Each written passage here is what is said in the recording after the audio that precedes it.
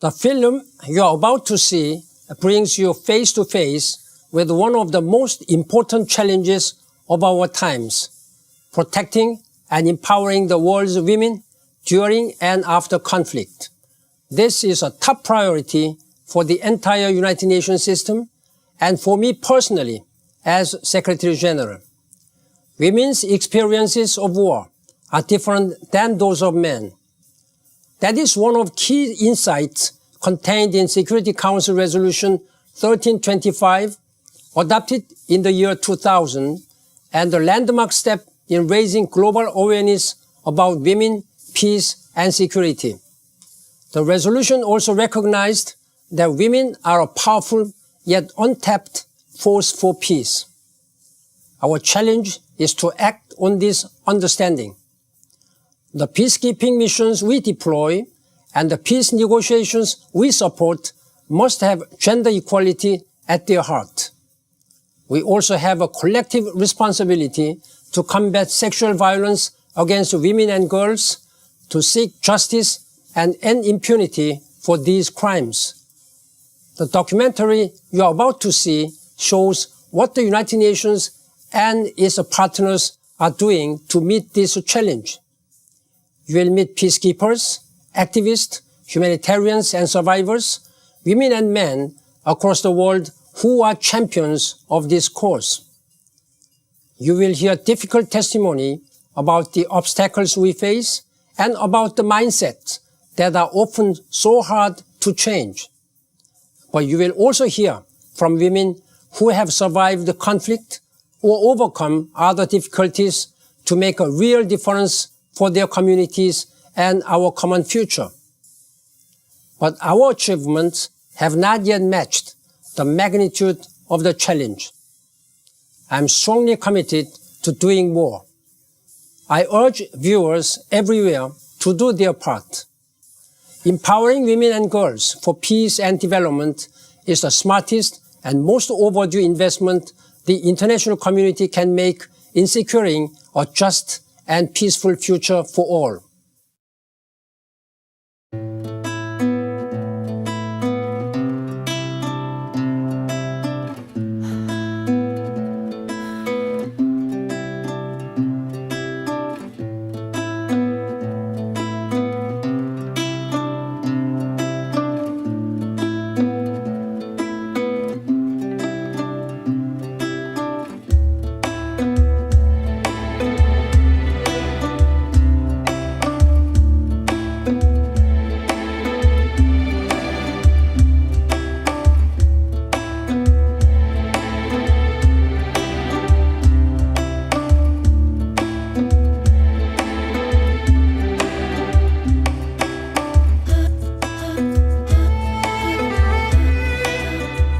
In October 2000, the United Nations Security Council adopted Resolution 1325. This resolution highlighted how women are particularly affected by conflict and recognized that women's full participation in peace processes can significantly contribute to the maintenance and promotion of international peace and security.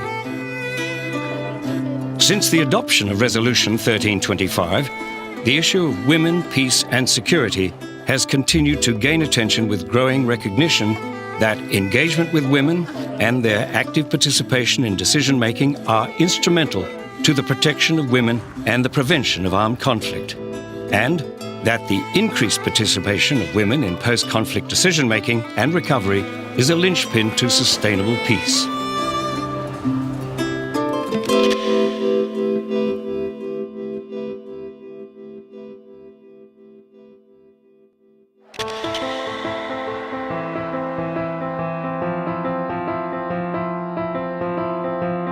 For a long time, women didn't really get to have a place at the tables which were negotiating peace, seeing through the post-conflict agendas, developing the strategies going forward.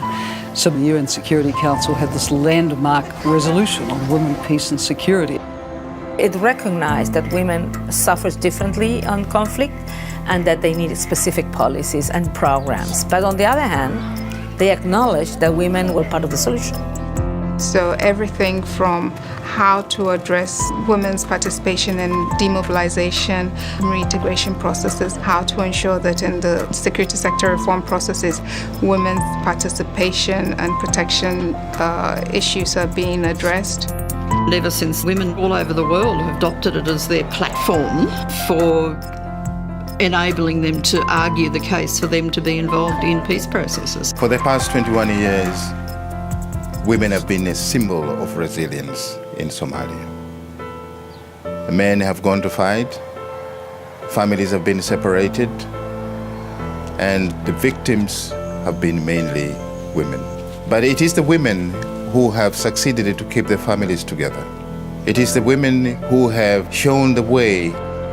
There was one woman I met who we were talking about needs in terms of food and water and shelter.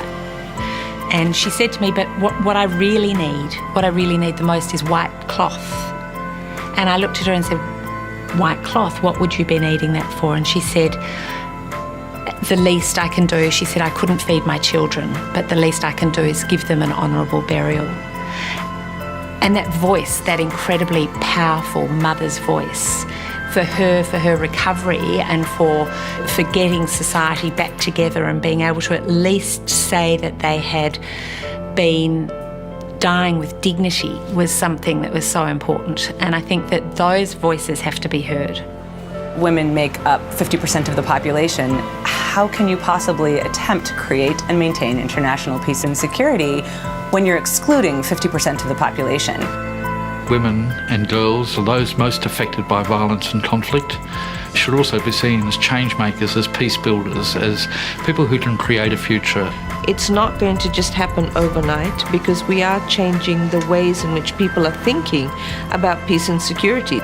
It's about those community groups and the responsibility of the state first and foremost to ensure that there is a safe space for people to be able to talk and engage and raise issues, that there are systems of the state, particularly the police, to provide the kind of protection that anyone in the society, it's not just about women's protection, but everyone.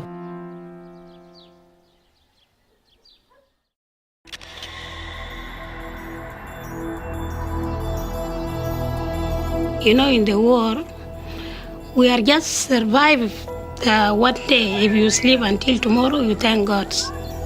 Any refugee camp, women, they suffer there. Violence is too much. It's too much. It's many. Anyway, you go to fresh water, it's violence. You go to market, it's violence. We used to go fishing with some ladies to get soup. They will stay in a bush washing your. After fishing, when you catch fish, they come with their collars. They say, give me everything. If women go out looking for food, they might be captured by rebels and they will be used as a human shield. It's very hard for women out there that are living there.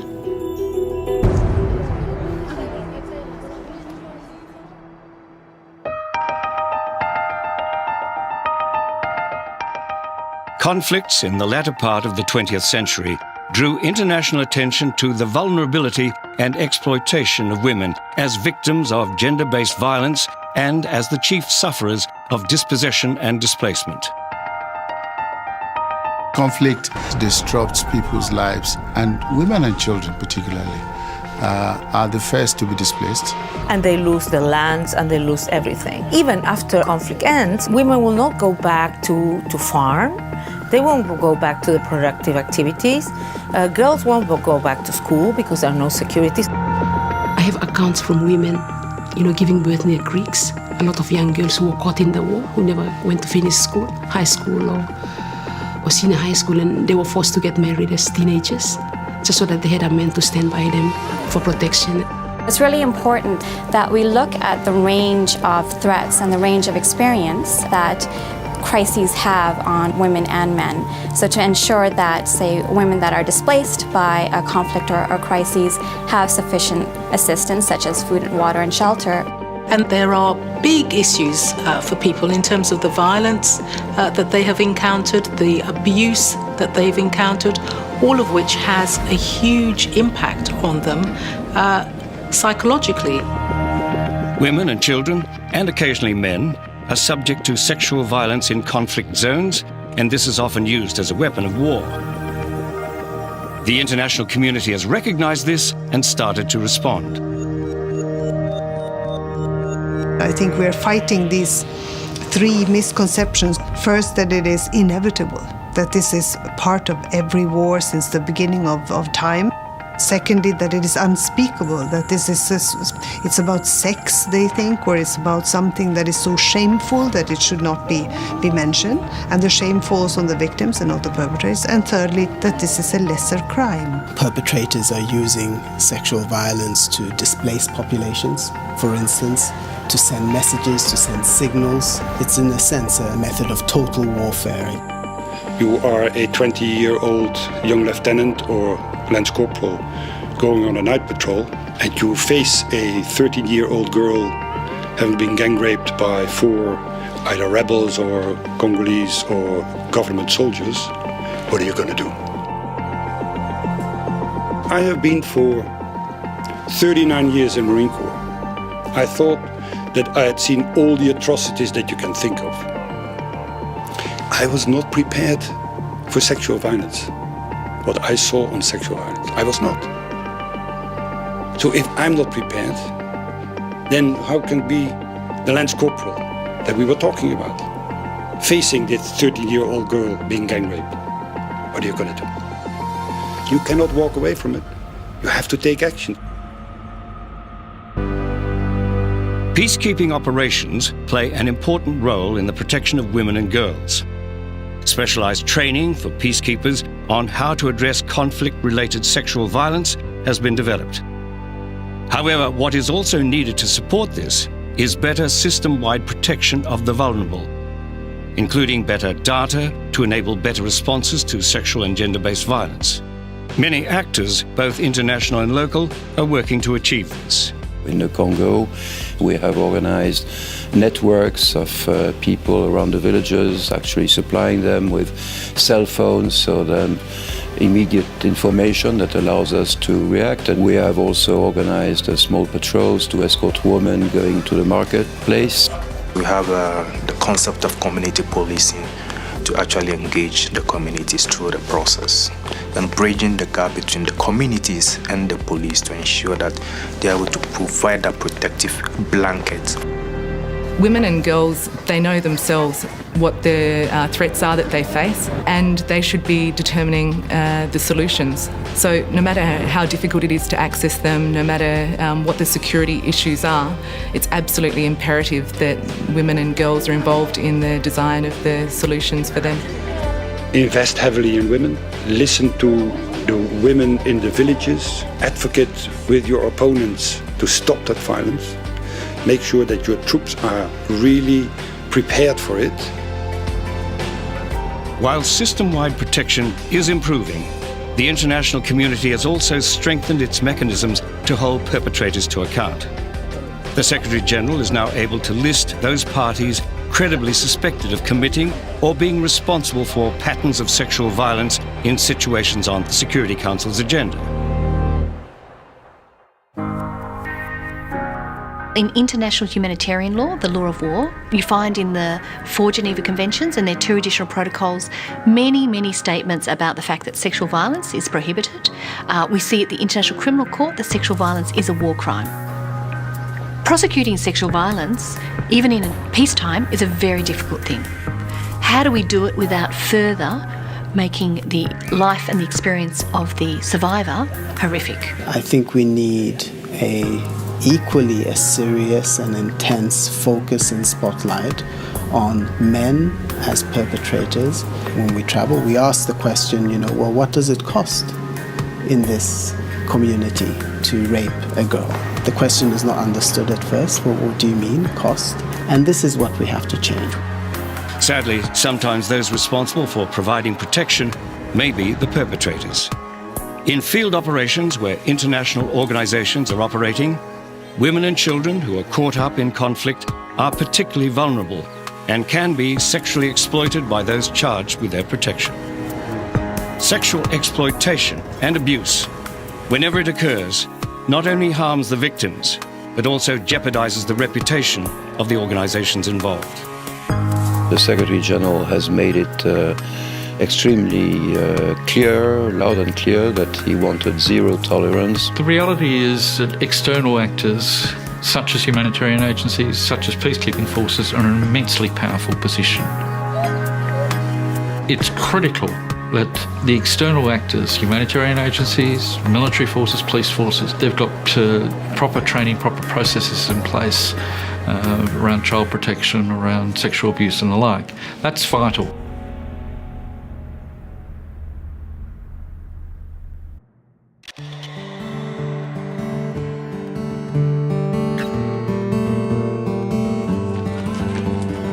The first thing is education, to be educated. Because all these people, especially women, we are suffering. We don't know what to do, and then we don't know what is going on. Because most of women, we didn't go to school. If a group of women work for peace and security, for example, at the military area or as a police woman, then other young girls will be encouraged to join them. I do to put the story of back home to our children, and I do to tell them, be the children for the future. Because the country with war, there is no any benefit. Be a peace, be a children of peace.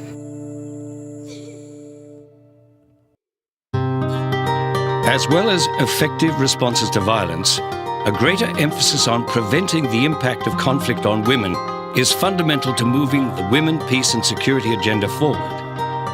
Incorporating a gender perspective in conflict prevention activities and strategies and recognizing the role of women in preventing conflict is key. We need to still continue working stronger to see how we can prevent violence against women from happening. We have done a lot, and we have been training our peacekeepers and peace forces.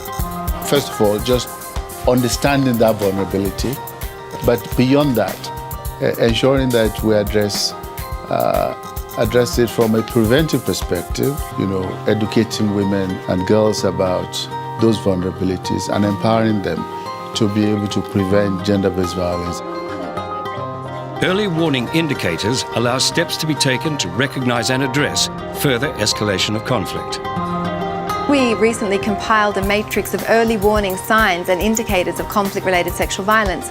Things like escalated anti-women propaganda, changes in women's mobility patterns, women no longer going to markets, girls no longer attending schools, women seeking abortions and reproductive health care, things like that indicating that sexual violence was going on under the radar.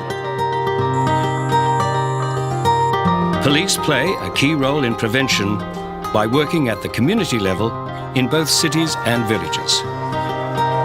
What more can be done is to have a more preventive approach, and that could be early warning systems, build a trust amongst themselves to know how to react when they see threats or they see something coming.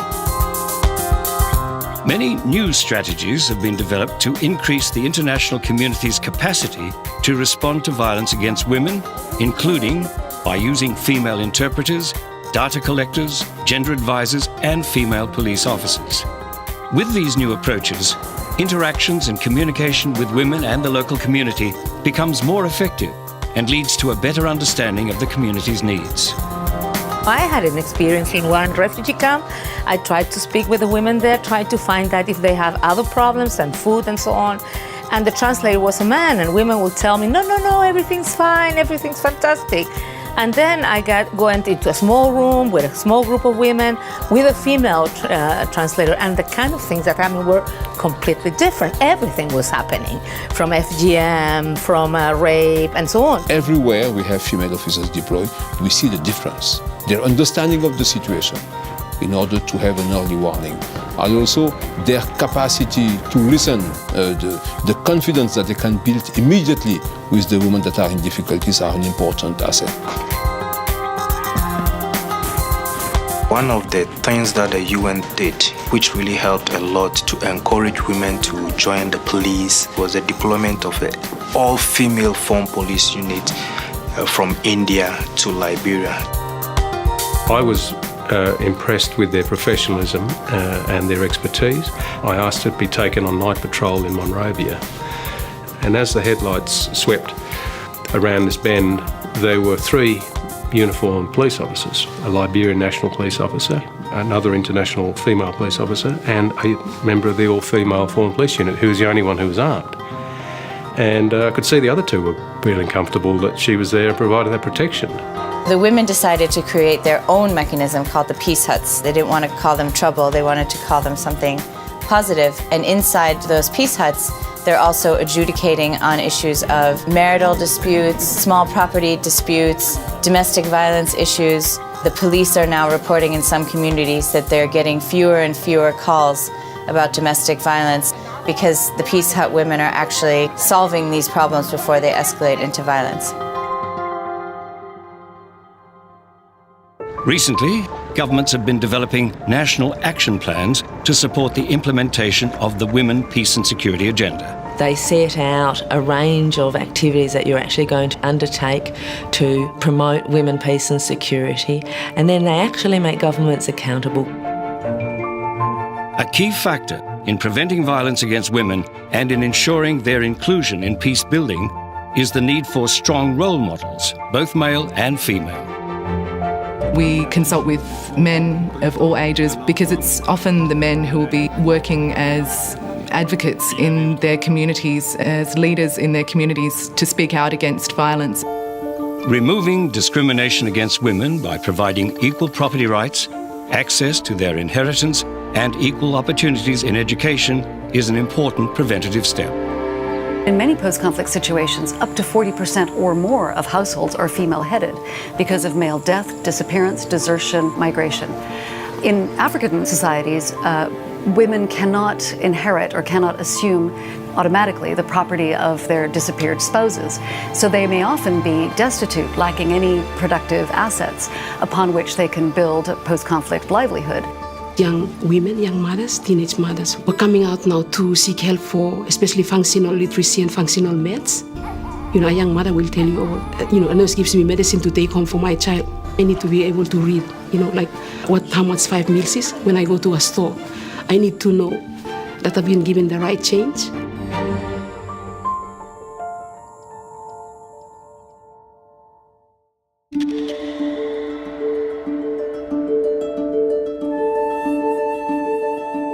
nabaddu way ka shaqayn lahaayeen laakiin xorba ma ahan ayay markasta maxay tad dhibaatada lagu haya marka waxba kama qaban karaan ilmahooda. It's not we feel, it's how we grow up. Women will not have anything to say. I think they need to know their right. They need to know they have right to speak out. They need to know they can bring peace. Give empowerment to women to have a say in this war. We want to stop the war because war is killing our children. We really want the world attention to be continued for women's support in Afghanistan, and that's the only hope of Afghan women. We need to stand firm. We need to let the people know that some of these things are wrong. They are not good for us anymore. The situation is, yes, it's very hard. Women courageous and perseverance. Educated the human, no give up, no, be strong. Our contributions in peacemaking is very, very important because as women, we too have greater ideas that we can give to the communities. So we should be involved in peacemaking. Resolution 1325 and subsequent resolutions call for strengthening women's participation as peacemakers and peace builders, including in peace processes and governance mechanisms. While the benefits of including women in conflict resolution and peace building are well documented, the reality is that women are largely excluded from formal peace processes and the institutions that can prevent, manage and resolve conflict. during 1990 to 2010, you've seen more than 565 peace agreements and peace settlements. Only in 16% of them, the word women issue is mentioned. Only in 7% of them, gender equality or women's rights is mentioned. And only 3% of them, gender-based violence is mentioned. In all of them, there was gender-based violence and women's rights were violated. But to tell you that it's not yet there, we're not yet there. One of the problems is, of course, is that these conflicts seem to be endemic and they repeat themselves over and over again. And we need to beat that cycle. We need to start solving problems other than just letting the 3 or 4 guys who were leading the armies sit down and cut and take the results and try to divide them up among themselves.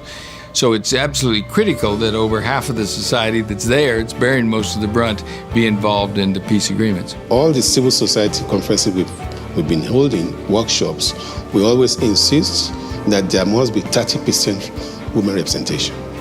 There's still resentment, particularly in the establishment, about social representation. They're not allowed to have a say when women are discussing.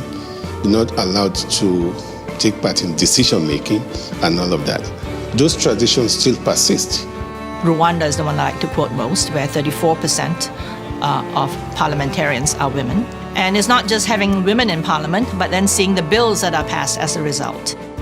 And one can see the results there today. Women's role in public life, for me, is very important.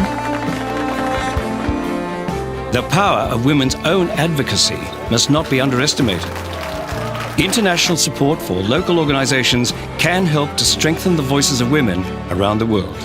A lot gets said about the need for capacity building and capacity strengthening, and that is certainly there. But there is also a lot of capacity that does exist within these communities. We also, as a humanitarian organization, very often work with women to try and find solutions for other women. So one also has to remove a little bit this notion that women are only victims. No, they're very much actors of their situations. They want to influence, and therefore one also has to work with their sense of resilience and their real capacities to influence change among their community. We need to support very strong women's organizations that have been in their own countries fighting for peace, and to help them that their voices will be heard, because they are there, they have been doing their job. I can cite the movement known as Mothers for Peace, the members of which do a lot of capacity building for women in their area. They also mobilize resources for small projects. They link up the women in the communities to other institutions so that they can find out how these agencies can help these women on the ground. Even in very so-called repressive societies, you will find a plethora of women's organizations who are working very, very hard to build peace in their communities. That's not to say that it's easy or that it's not very dangerous for some of them.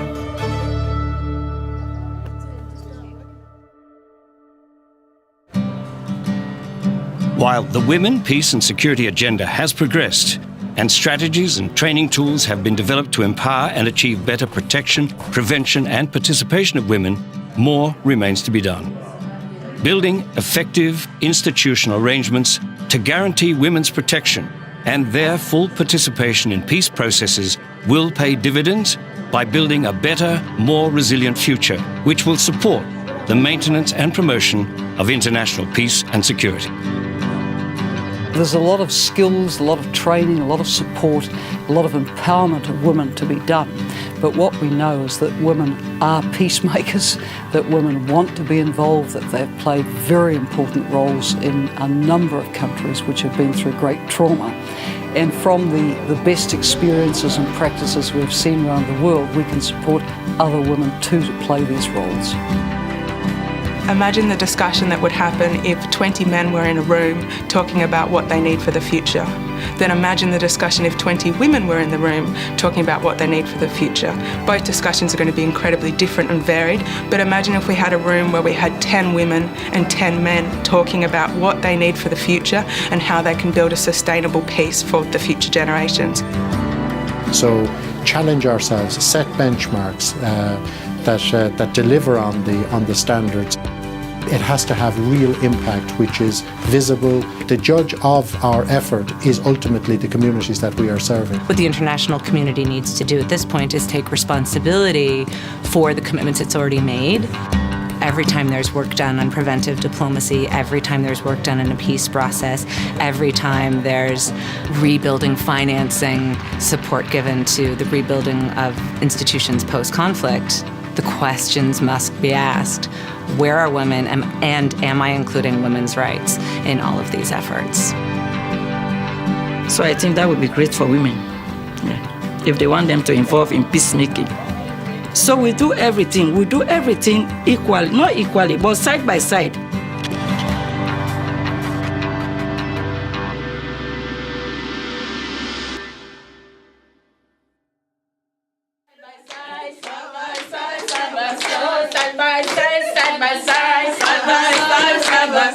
We were always on the back. We want to come in front and walking with the men side by side, side by side. Oh, side by